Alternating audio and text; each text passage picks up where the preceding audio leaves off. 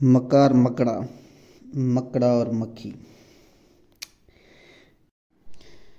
ایک بھوکا مکڑا اپنے جالے کے سامنے شکار کی طاق میں بیٹھا تھا کہ کوئی کیڑا مکوڑا آئے اسے پھانس کر کھا جائے اور اپنی بھوک مٹائے۔ اسی وقت اس کے جالے کے سامنے سے ایک مکھی اڑتی ہوئی گزری تو مکڑے نے اسے پھنسانے کے لیے خوشامدی انداز میں اس سے کہا، بھی مکھی، تم روزانہ یہاں سے گزرتی ہو، کبھی میرے گھر بھی آؤ اور میری عزت بڑھاؤ، یہ سامنے ہی سیڑھی ہے۔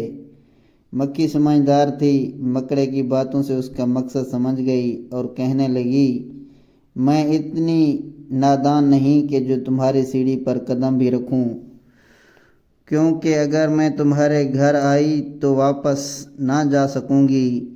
جب اس بات سے مکڑے کا کام نہ بنا تو اس نے مکھی سے اپنے گھر کی تعریف کر کے گھیرنا چاہا کہ میرا گھر اگرچہ باہر سے کٹیا کی طرح دکھائی دیتا ہے مگر اس کے اندر باریک باریک پردے ہیں اور اس میں مہمانوں کے لیے آرام دہ بچھونے بھی ہیں۔ میرے گھر کی دیواریں آئینے کی طرح شفاف ہیں۔ یہ سب چیزیں ہر کسی کے پاس نہیں ہوتی۔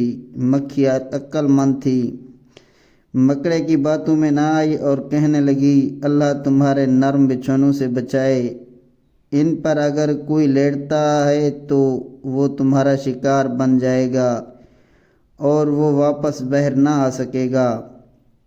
مکھی کی سمجھداری دیکھ کر مکڑے نے سوچا کہ اس کو اپنے جال میں پھانسنے کے لیے خوشامد سے کام لینا پڑے گا۔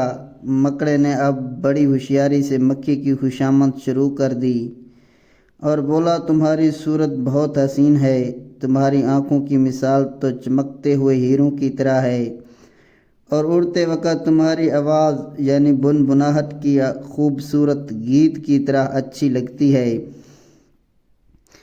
بس پھر کیا تھا، سمجھدار مکھی خوشامد سن کر خوش ہو گئی اور اس کا دل نرم پڑ گیا اور اس نے اپنی عقل سے کام لینا ہی چھوڑ دیا اور مکڑے سے کہا، بھائی، کسی کا دل توڑنا اور انکار کرنا بہت بری بات ہے۔ بس یہ کہہ کر مکھی اڑی اور مکڑے کے جالے میں داخل ہو گئی۔ پھر جیسے ہی وہ مکڑے کے پاس آئی تو اس نے اچھل کر اسے پکڑ لیا اور کھا گیا۔ اسی طرح مکڑے نے خوشامد کر کے اپنی بھوک مٹائی اور مکھی خوشامد کی وجہ سے موت کے منہ میں چلی گئی۔